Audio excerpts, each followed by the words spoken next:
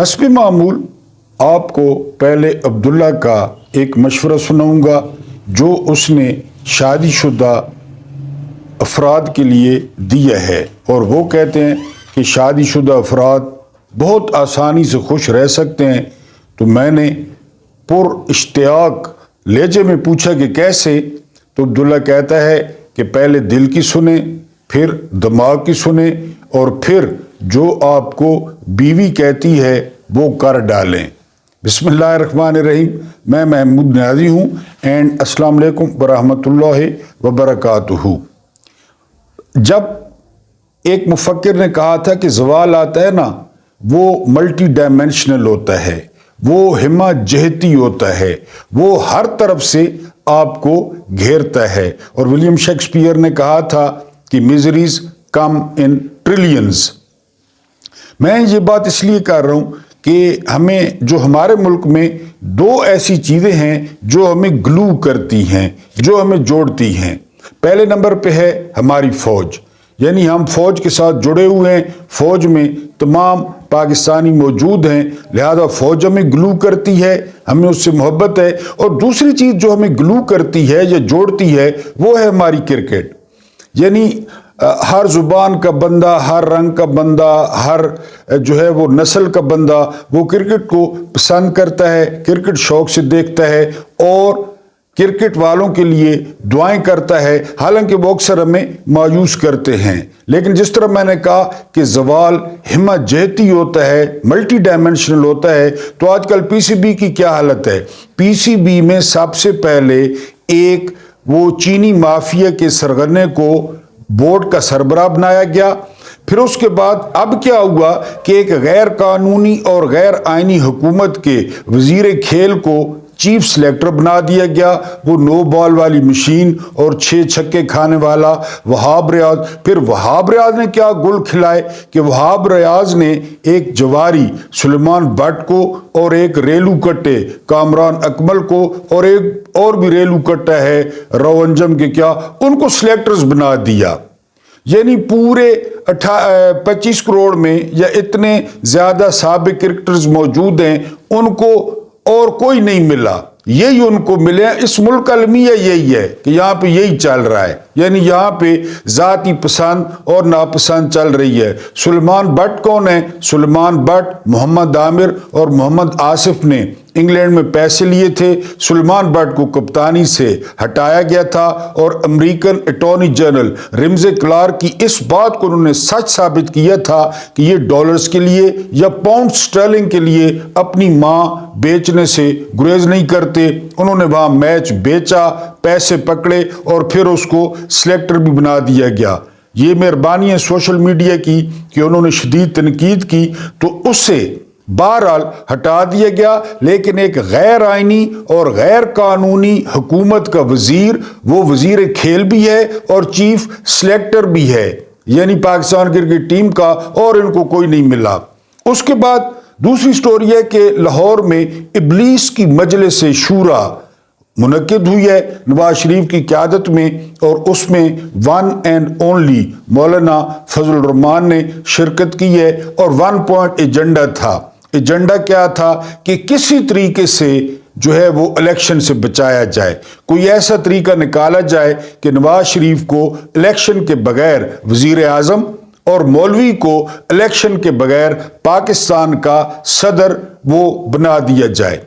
यानी आप अंदाजा करें कि ये वोट को इज्जत दो और इस्लाम एंड सो और वहाँ पे ये इबलीस की मजलिस शूरा मुनक्किद कर रहे हैं और वहाँ पे मिन्नतें की जा रही हैं, तरले किए जा रहे हैं कि हमें इलेक्शन से बचाया जाए। सियासी जमातों का तुरा इम्तियाज होता है पूरी दुनिया में कि वो लोगों के पास चले जाते हैं। आप बरतानिया में देखें, अभी मेरा ख्याल है एक टर्म में तीसरा वजीर आज़म चल रहा है, वो चले जाते हैं अवाम के पास, अवाम वोट डाल देते हैं और नया बंदा मुंतखब हो के आ जाता है। बहरहाल मौलाना ने एक जलसे से खिताब करते हुए कहा है, और वो जलसा ज़ाहिर है मदरसे के बच्चों का था, कोई ज़ई शऊर बंदा तो मौलाना को सुनने से रहा। मौलाना ने कहा है कि अगर हम इक़्तिदार में आ गए तो हम हर एक के हकूक़ का ख्याल रखेंगे, ایک بندہ مسجد میں روزانہ گڑ گڑا کر دعا مانگتا، روتا کہ مجھے اللہ پاک اولاد دے دے، روزانہ اس کی یہ روٹین تھی۔ ایک دن ایک نمازی نے مسجد کے مولوی صاحب سے کہا کہ مولانا اس بندے کی دعا کیوں نہیں قبول ہوتی، آپ بھی اس کے لیے دعا کریں۔ تو مولانا جو ہے مسجد والے وہ مسکرا دیے، انہوں نے کہا کہ مجھے پتہ ہے کہ اس کی دعا کیوں نہیں قبول ہوتی۔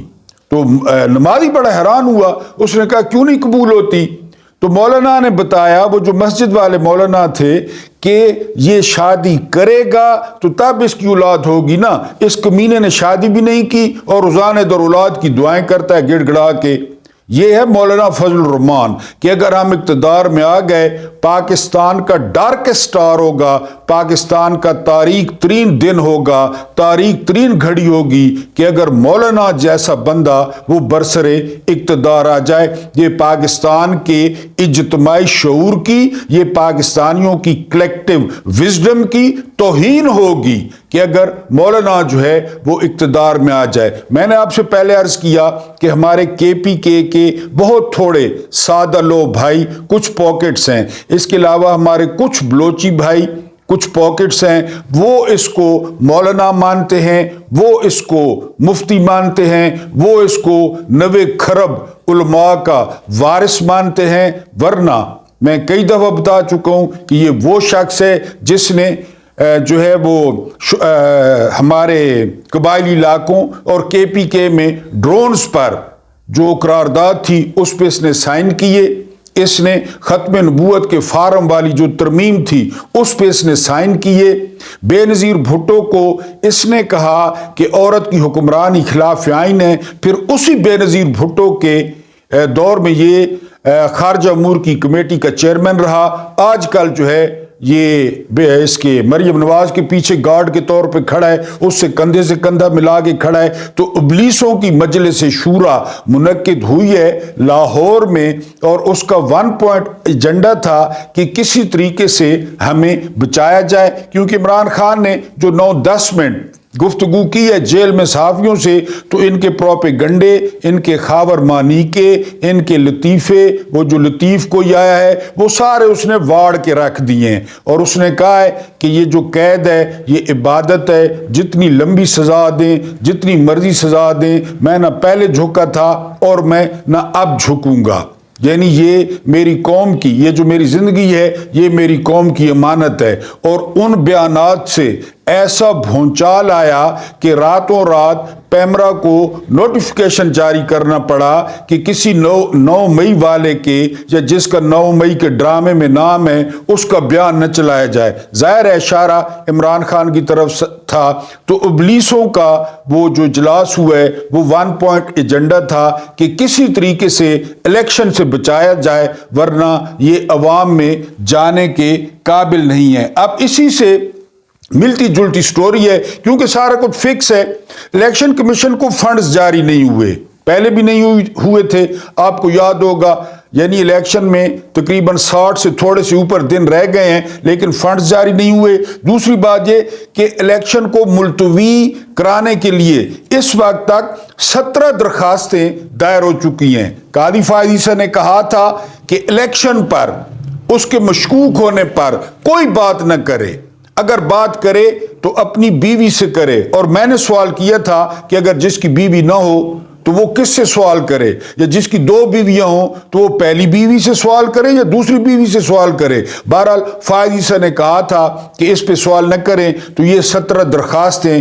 یہ 17 درخواستوں کی بنائیں بتی، نہیں آپ غلط سمجھیں، بتی بنا کر یہ منہ پہ ماریں فائز عیسیٰ کے کہ یہ 17 درخواستیں آ گئی ہیں۔ اور ایک بات آپ کو بتاتے چلوں کہ یہ درخواستیں سپانسرڈ ہوتی ہیں، پلانٹڈ ہوتی ہیں، ورنہ میرے جیسا بندہ یا آپ جیسا بندہ کیوں درخواست دے گا، کیوں لاکھوں کے وکیل ہائر کرے گا؟ یہ سپانسرڈ ہوتی ہیں، یہ جو ہے وہ پلانٹڈ ہوتی ہیں، یہ کروائی جاتی ہیں، پیچھے مال لگایا جاتا ہے۔ مال تو ان کے پاس اتنا ہے کہ آپ چھوڑیں نا، ان کو خبیثوں کو خود نہیں پتا کہ ہمارے پاس کتنا مال ہے۔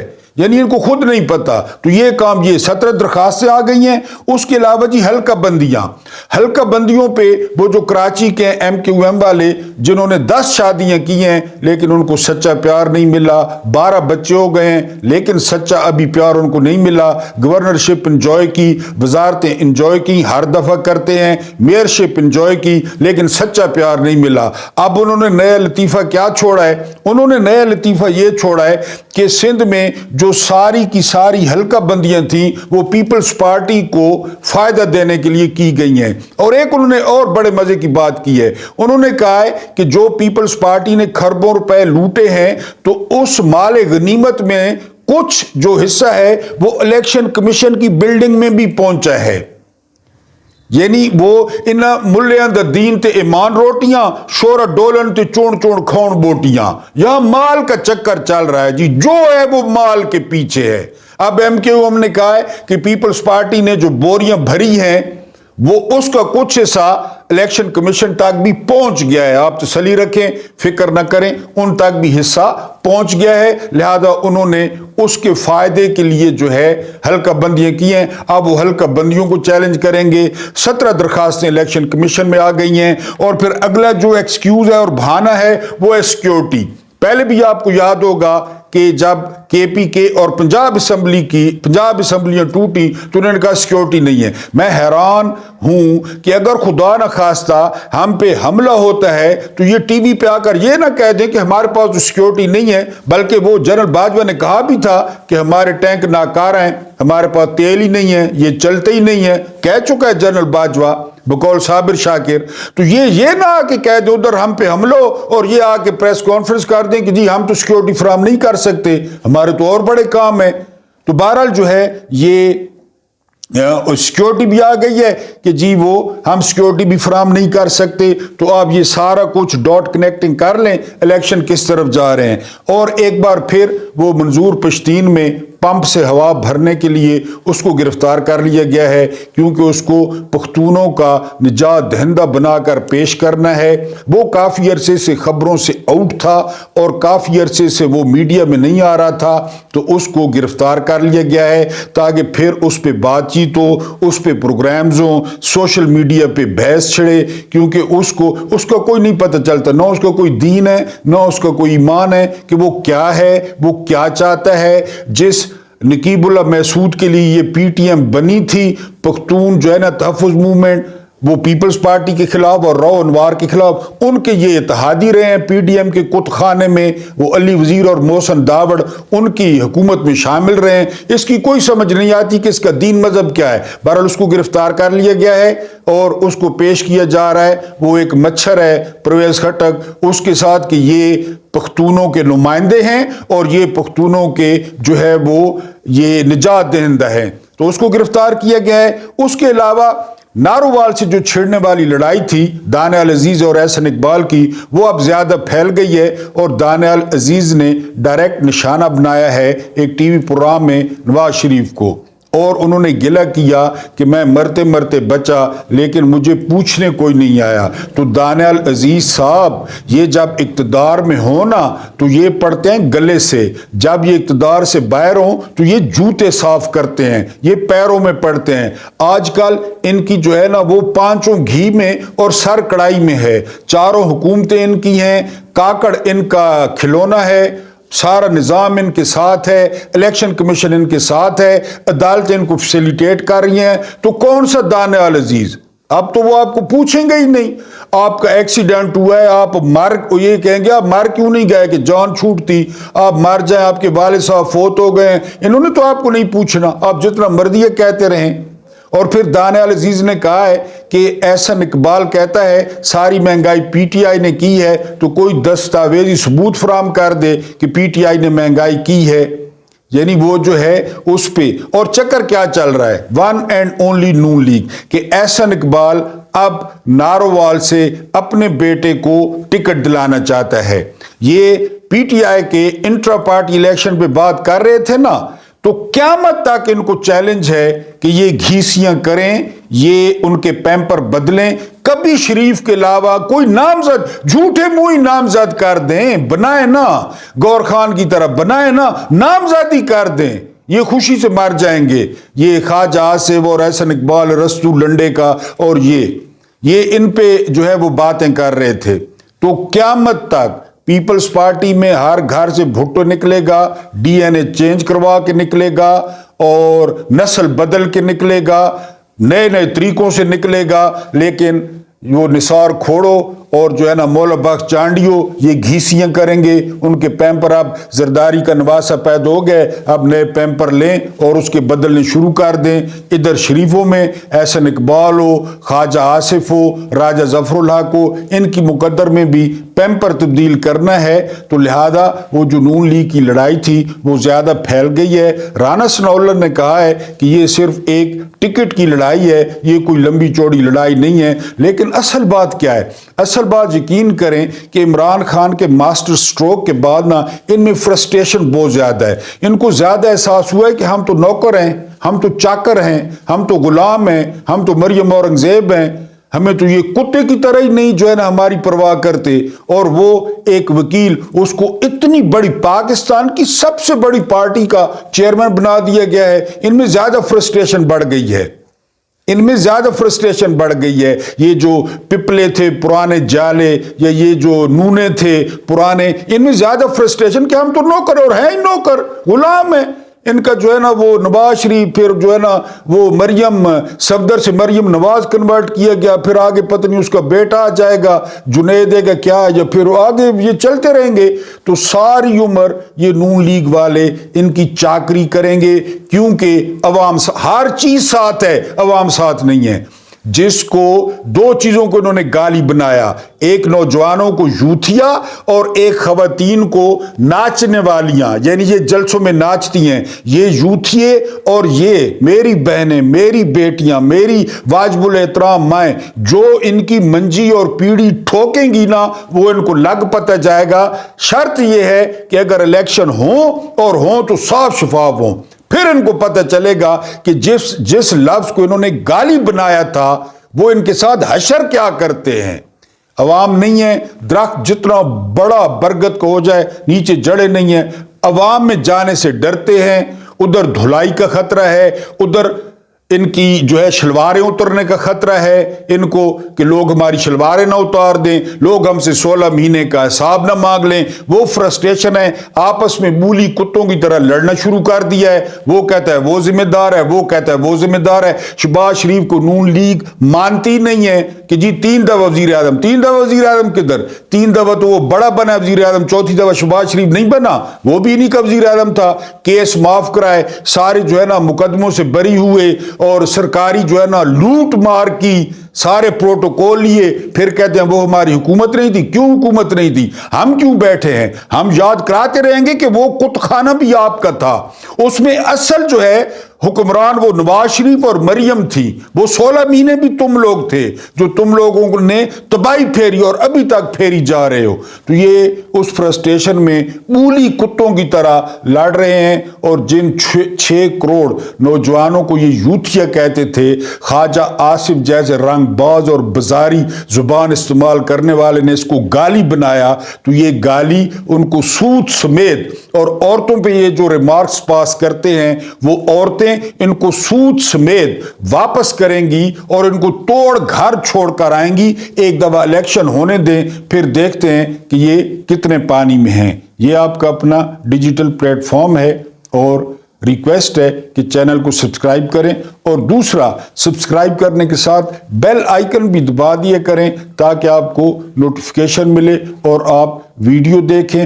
اپنے دوستوں اور اپنے پیاروں کے ساتھ شیئر کریں، اور ابھی تک اگر آپ نے ویڈیو لائک نہیں کی تو آپ نے کیوں نہیں کی جی؟ ویڈیو کو لائک کریں، اور مجھے برداشت کرنے کا بہت بہت شکریہ۔